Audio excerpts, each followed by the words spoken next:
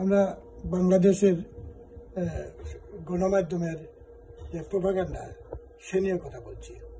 কারণ গণমাধ্যম এমন এক জিনিস এখন যে ডিজিটাল সিস্টেমে হয়েছে, যেটা বাংলাদেশের মানুষকে অতি অল্প সময়ে বিভিন্নভাবে প্রতারিত করা যায়, বিভিন্নভাবে মোহগ্রস্ত করা যায়, বিভিন্নভাবে তাকে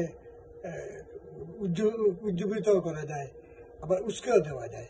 এগুলো আমাদের জ্ঞান দিয়ে বুঝতে হবে কোনটা ইস্কানি, কোনটা উজ্জীবিত করা আর কোনটা প্রতারণা করা। আমরা যারা আছি বাংলাদেশের বিভিন্ন জায়গায় বাঙালি, সেই বাঙালি হিসাবে আমাদের অস্তিত্বের ব্যাপারটা আমরা বুঝতে হবে। আমাদের এই প্রোপাগান্ডা যাতে উজ্জীবনকে আক্রান্ত না করে, আমরা যাতে সঠিক এবং সফল কোনো বিষয় নিয়ে, ভালো কোনো কথা নিয়ে, মানুষের ভালোবাসা নিয়ে কথা বলতে পারি।